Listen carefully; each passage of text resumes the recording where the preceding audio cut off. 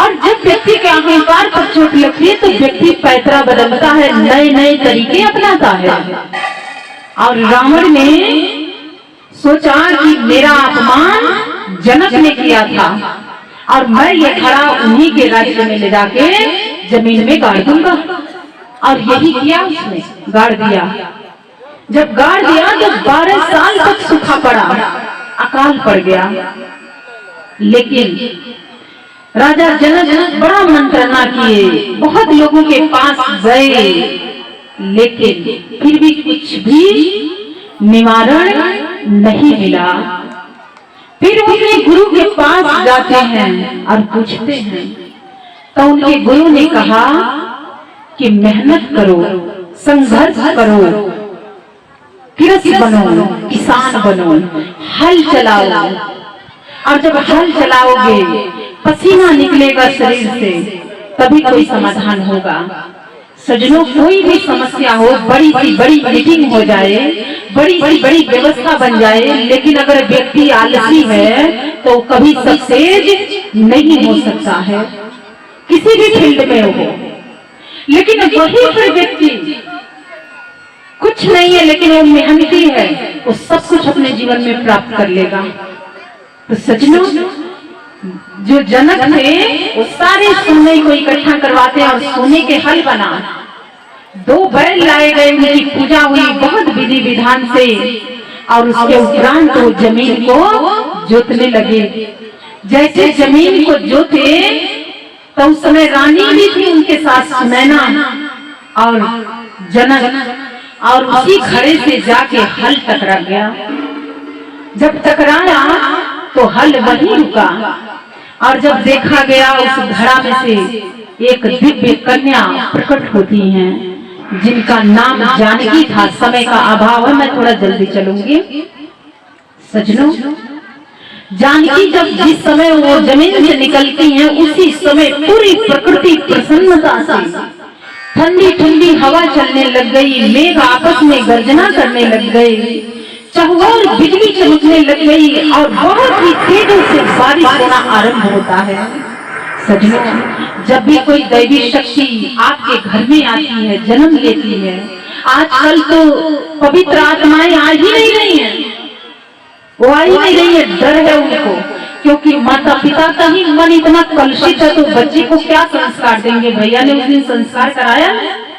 आज लोग सब चीजों से अलग हो चुके हैं, अपने संस्कृति से, अपने संस्कारों से, अपने कर्म कांड से। बस कोई भी काम जल्दी में होना चाहिए, फ्री में हो जाए, ये तरीका लोगों ने अपनाया है।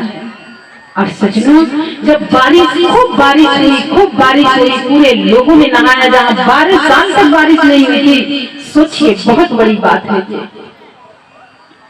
और उसमें से जो माता सीता थी, उनका स्वागत करते हुए महल लेके जाते हैं। और वो बहुत ही अलग से थी, बहुत ही अलग थी, बड़ी होती हैं। और परशुराम जी ने एक धनुष वहां पर रखा था जनक जी के यहाँ। बाल काल में उन्होंने एक हाथ से धनुष को उठा के दूसरे जगह रख दिया। जनक ने जब देखा तो समझ गए कि मेरी कन्या कोई साधारण नहीं है। और उसी दिन परशुराम जी आते हैं और वो कहते हैं कि जिसने धनुष उठा के दूसरे जगह रख दिया है, तो जो इस धनुष पर डोरी चढ़ा देगा उसी के साथ इसकी शादी होगी। और इसीलिए मैंने धनुष आपके यहाँ ले आके रखा था। इस धनुष के पीछे का कारण ही यही था। और परशुराम जी जनक जी को ये बात कह के चले जाते हैं। समय आया, वो धनुष रखा गया, स्वयंवर रखा गया। और उसके उपरांत देश देश से राजकुमारों को निमंत्रण दिया गया, बुलाया गया था, लेकिन लंका में कोई निमंत्रण नहीं गया था। लेकिन फिर भी उस पापी ने सुना कि मिथिला राज्य में स्वयंवर है, तो वो आया, बिना बुलाए आया। और उसको इतना अहंकार था, इतना वर्चस्व उसका था, वो सोचता था कि मैं ही सीता से विवाह करूंगा और कोई धनुष को तोड़ ही नहीं सकता। और इधर भगवान श्री राम को विश्वामित्र जी उनके पिता से मांग के लेके आए थे। और अपने आश्रम में रखे थे। तो विश्वामित्र जी को निमंत्रण गया था, राजा दशरथ के यहाँ निमंत्रण नहीं गया था। और गुरु जी के साथ ये दोनों बालक धनुष देखने के लिए आए थे, तोड़ने के लिए नहीं आए थे। लेकिन वहां पर हुआ कुछ और ही। बहुत सारे राजा महाराजा आए थे, लेकिन कोई डोरी चढ़ाना तो दूर की बात, कोई हिला नहीं पाया उस धनुष को। रावण भी आया, उसने भी पूरा अपना जोर लगा दिया, सारी शक्तियों का संचार किया, हिलाया, खूब उसको पकड़ा, लेकिन कुछ नहीं हुआ। उसका अपना अपमान हुआ और वहां से वो चला गया। तब राजा जनक ने कहा कि लगता है कि ये धरती क्षत्रियों से विहीन हो चुका है। किसी भी क्षत्रिय के भुजाओं में इतना बल नहीं है कि इस धनुष पर डोरी कोई चढ़ा सके। लखन जी को बहुत तेज से बात लगी और उन्होंने कहा कि गुरुदेव आप हमें आज्ञा दे दीजिए, हम ऐसे ऐसे धनुष को हम लोग बचपन में ही तोड़ दिया करते थे, ये कोई बड़ी बात नहीं है इस धनुष को उठा लेना। गुरुदेव ने इशारा किया और राम को आज्ञा मिलती है। किसे आज्ञा मिली? श्री रामचंद्र जी को, जो मर्यादा की मूर्ति हैं, जिनके अंदर संयम है, नियम है, जो बिना आज्ञा के कुछ कर ही नहीं सकते हैं। भगवान होते हुए भी सोचिए, आज्ञा का पालन, मर्यादा का पालन, उनसे हमें ये सब सीखने को मिलता है। गुरु ने आज्ञा दी, गुरु को पहले उनके चरणों में नतमस्तक हो गए, गुरु की परिक्रमा करते हैं और उसके बाद धनुष के पास जाते हैं और जाते ही धनुष को नहीं पकड़ लिए, धनुष को प्रणाम करते हैं, परिक्रमा करते हैं और उसके बाद धनुष को उठाते हैं। ना तो कोई उठाते देखा, ना डोरी तो दूर की बात, उन्होंने जैसे पकड़ा वो धनुष 3 टुकड़ों में विभाजित हो गया और बहुत तेज से आवाज आई। परशुराम जी महेंद्रगिरी पर्वत पर ध्यानस्थ थे, जैसे आवाज उनके कर्ण गोचर हुआ, उसी क्षण मन की गति से वो उसी क्षण मिथिला में आ गए और कहे कि किसने तोड़ा है।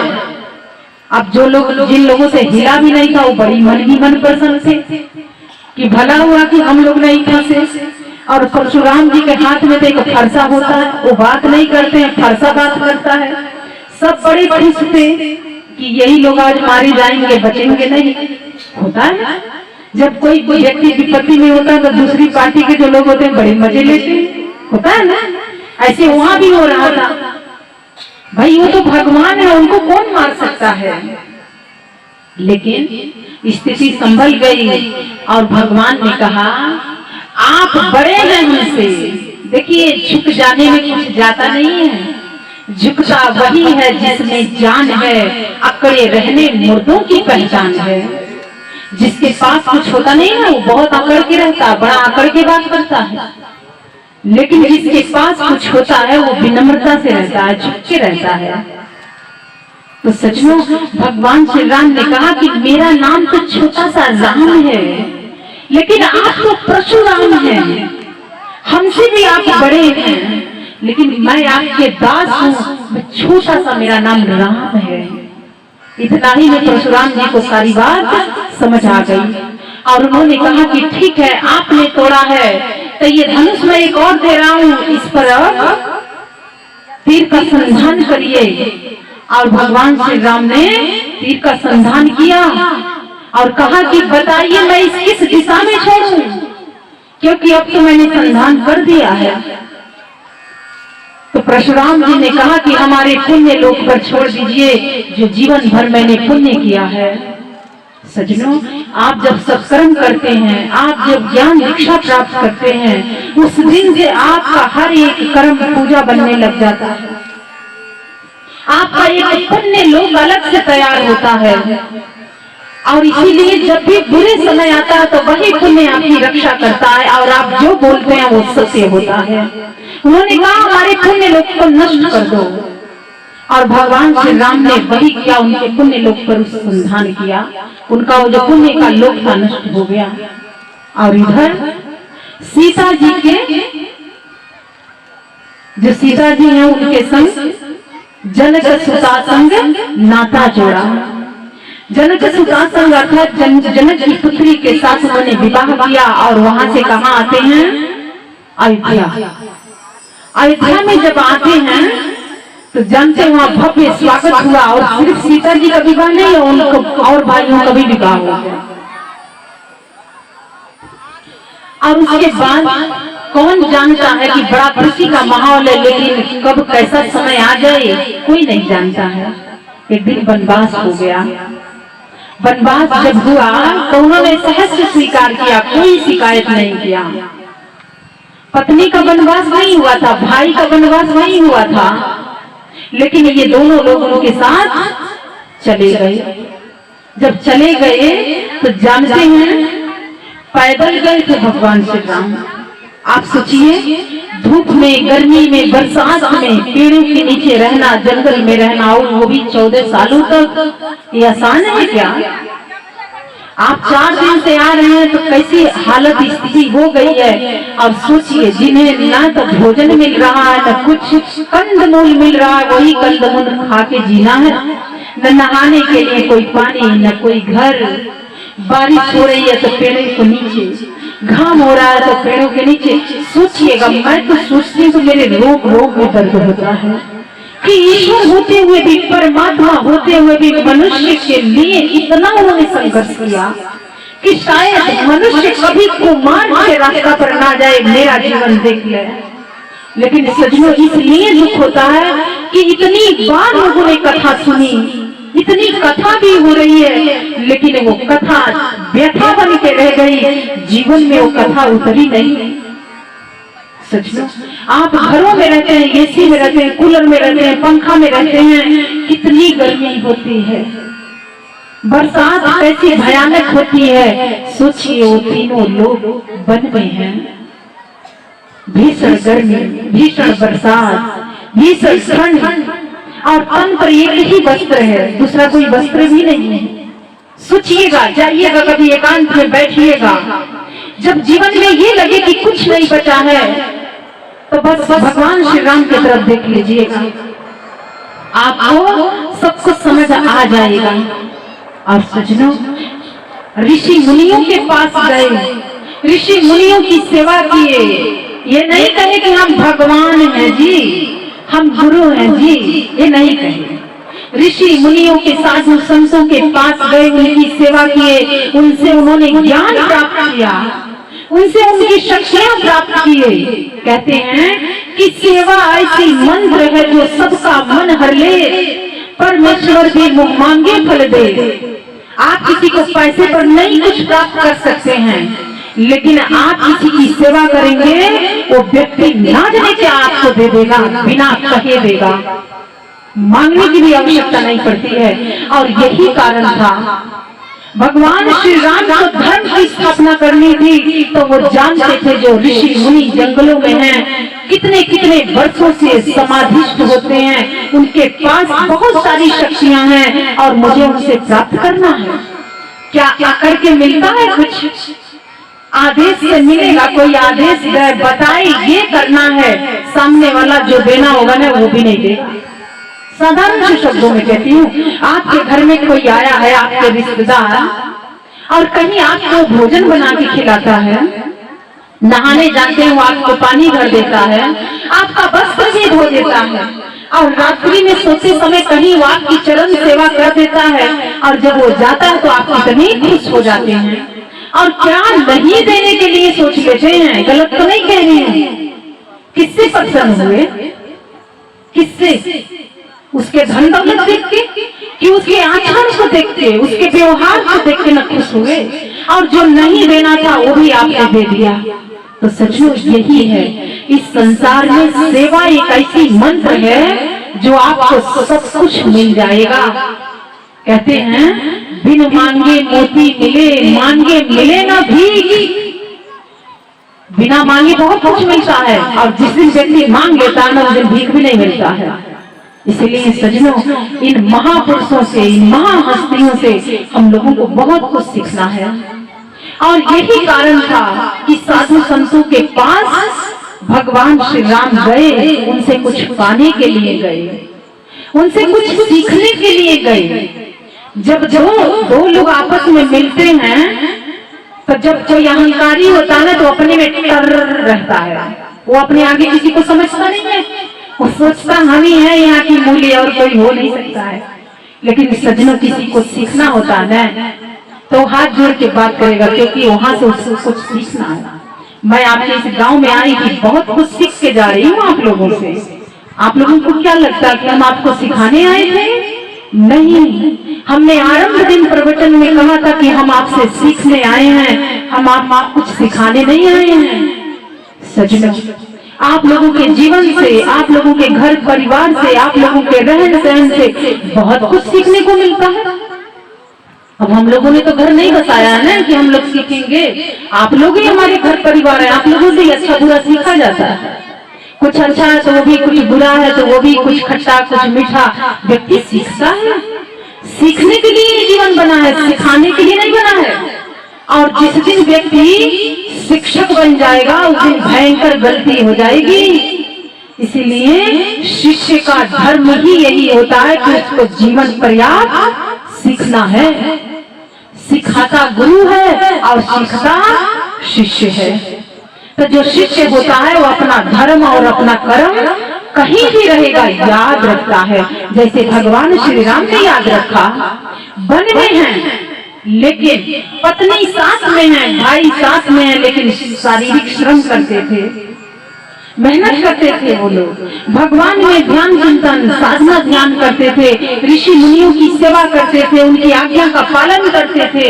उन्हें ये सब करने की क्या आवश्यकता था? लेकिन उन्होंने ये सब इसलिए किया कि हम लोग उनके जीवन चरित्र से कुछ सीख लें। बड़े से आश्रम का निर्माण नहीं किए थे, बड़ी बड़ी व्यवस्था नहीं बनाए थे। आज क्या हो रहा है? आपका पैसा जहाँ जाता है वहां पर क्या हो रहा है? मैं आज खुल के बोलूंगी, क्योंकि आप लोगों को जागना बहुत जरूरी है। जागो, समझो। 25-25 लाख की गाड़ियों में साधु संत चल रहे हैं, क्या वो साधु हो सकते हैं? आप मेरे को जरा बता दो, हो सकते हैं? खाना उनका देखो, क्या वो साधु का आचरण हो सकता है? बाबा ने बहुत सुंदर लिखा है कि गगने चढ़ी रज पौन प्रसंगा, कीचहि नील नीच जल संगा, साधु असाधु सनत सुखकारी, सुमिरहि राम दिय गुणगारी। वो कहते हैं साधु और असाधु में कैसे पहचान करूंगे? साधु कौन है, असाधु कौन है? वस्त्र एक जैसा होगा, सब चीजें एक जैसा होगा, कैसे पहचान होगी? साधु असाधु सनत सुखकारी, सुमिरहि राम दिय गुणगारी। आचरण से पता लग जाएगा, उच्चारण से पता चल जाएगा, बोलने से पता चल जाएगा। कोई साधु होगा तो सदा होगा, लेकिन कोई असाधु होगा उसके चाल ढाल से पता चल जाएगा ये ढोंगी है, कपटी है। जैसे रावण ने साधु बना था कि नहीं? मन के अंदर छल था कि नहीं? कपट था कि नहीं? और आज समाज बदनाम हो चुका है, हमारा धर्म बदनाम हो चुका है। लोग कहते हैं साधु संत गलत हैं। हम नहीं कहते हैं कि साधु संत गलत हैं, गलत आप हैं। कल भी हमने कहा था लोभी गुरु लालची चेला, नरक में होए ठेला में ठेला। आपके अंदर भी लालच था, गुरु के अंदर भी लालच था, और दोनों का काम बना, तो फिर गलत कैसे, धर्म कैसे गलत हो सकता है? साधु कैसे गलत हो सकता है? कभी असली साधु के पास गए, रुपया बटोरने वाले साधु चाहिए क्या? चाहिए? यही तो लोगों को चाहिए जो मनोरंजन करा दे, कुदा दे, नचा दे, रुला दे, हंसा दे, मन की इच्छा पूरा कर दे, तृप्त कर दे। इस साधु का काम हो सकता? सवाधु का काम होता है ये।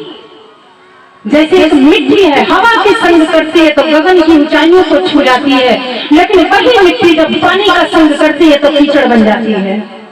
बाबा ने जो लिखा है, गगने चढ़ी रज पौन प्रसंगा, कीचहि नील नीच जल संगा। आप किसकी संगति में बैठते हैं?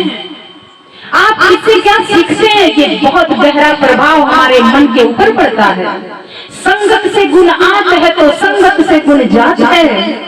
शराबी के पास बैठोगे तो शराब पीने का ज्ञान बताएगा, एक चोर के पास बैठोगे तो चोरी करने का ज्ञान देगा, एक चरित्रहीन व्यक्ति के साथ बैठोगे तो चरित्रहीनता का ज्ञान देगा, एक छल और कपट राजनीति वाले के व्यक्ति के पास जाओगे तो वही ज्ञान आपको देगा, लेकिन जिस दिन सच्चे साधु से मुलाकात हो गई वो भगवान से आपको जोड़ देगा। जो यहाँ से बताया जा रहा है, जो बताया जा रहा है, तो जो साधु होगा वो अलग होगा, वो अलग से उसकी पहचान होती है, वो अलग से दिखता है। लेकिन ये जितने लग्जरी गाड़ियों में घूम रहे हैं ये साधु हैं। तपस्या है कहीं, एसी चाहिए, एसी में नहीं रहेंगे तो अटैक आ जाएगा, और अटैक ही आ रहा है। तो सज्जनों, ये जो चढ़ावा आता है ना, ये हम तो छूते भी नहीं है, हम नहीं लेते हैं। हम जानते हैं ये पाप है, पाप, इस पाप को पचा लेना आसान है क्या? आसान है? किसी का धन ले लेना और उसको पचा लेना इतना आसान है? भयंकर भयंकर रोग क्यों लगा है आज? भयंकर भयंकर बीमारियों से लोग क्यों जूझ रहे हैं? फ्री के आ रहा है टनटनी, आज सारा काम तो टनटनी के लिए चल रहा है। कहीं भी जाके देखिए, मुझे तो घुटन होता है, घबराहट होती है ऐसे माहौल में, ऐसे जगह में, लेकिन जीना पड़ता है, गुरु की आज्ञा है, कोई जा भी नहीं सकता। जाना भी तो उसकी इच्छा से जाना होगा, मौत भी उसकी इच्छा से आएगी।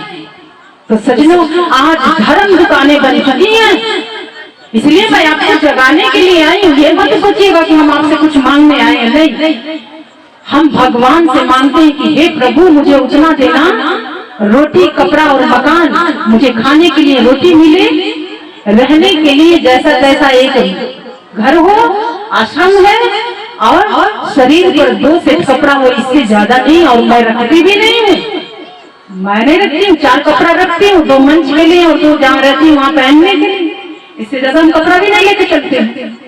तो सचमुच इसीलिए पाप और पारा कोई पचा नहीं सकता, छोड़ के निकलता, फाड़ के निकलता, हथड़िया छेद देता है। इसीलिए जो आ रहा है, लोग कैसे कैसे कमाते हैं, कितनी मेहनत करते हैं, और कोई उनके पैसे पर जब ऐश करता है तो उसका मोल तो चुकाना पड़ेगा कि नहीं? पड़ेगा ना। तो देखिए ना क्या हो रहा है। ये लोग साधु होते आज धर्म कलंकित होता, आज साधु का नाम बदनाम होता, आज गुरु का नाम बदनाम होता। नहीं, तो ये आपको सोचना है, इसलिए जागना है, समझना है कि हमें किसकी संगति में जाना है, कहाँ से क्या सीखना है, और हमें अपने घर परिवार को बचा के रखना है। नहीं तो लुटेरे तो हैं, लूटेंगे आपको बढ़िया से, और ये खोखले हो जाओगे, फिर पछताते रह जाओगे। इसीलिए अपना विवेक हमेशा लगा के रखना कि मुझे कहाँ जाना है, कहाँ से क्या सीखना है, कहाँ से क्या लेके आना है। और ये चीज हमें भगवान श्री राम से बढ़िया और कौन सिखा सकता है? उनके पास सुलेखा आई और उसने कहा कि मैं कुंवारी हूँ, मुझसे विवाह कर लो। भगवान ने कहा जैसे तुम कुंवारी हो वैसे मेरा छोटा अनुज भी कुंवारा है, जाओ उसके पास। वहां जब गई तो उन्होंने कहा कि स्वामी को छोड़ के दास के पास आई हो, क्या मिलेगा? उसने सोचा कि इन दोनों के बीच में ये स्त्री है, इसी की वजह से हमारा वरण नहीं हो रहा है। उसने जानकी जी पर लप दी। तो उनके जो भाई थे अनुज, माता जानकी के देवर थोड़े नहीं थे, छोटे भाई थे वो। और बहन को, बड़ी बहन को, माँ को कोई हानि पहुंचाए तो पुत्र देख सकता है क्या? उन्होंने क्या किया आप लोगों को सब पता है, नाक कान कट गया। अब भागती हुई गई कहाँ? अपने भाई के पास। और उसने कहा जंगल में एक बहुत सुंदर स्त्री आई है, मैं तुम्हारे लिए उसको लेके आ रही थी, तो वो लोग मेरा नाक कान काट दिए। अब देखिए, सच नहीं बोली। बहुत से लोग हैं जो झूठ पर झूठ बोलते हैं, सच नहीं बोलते हैं।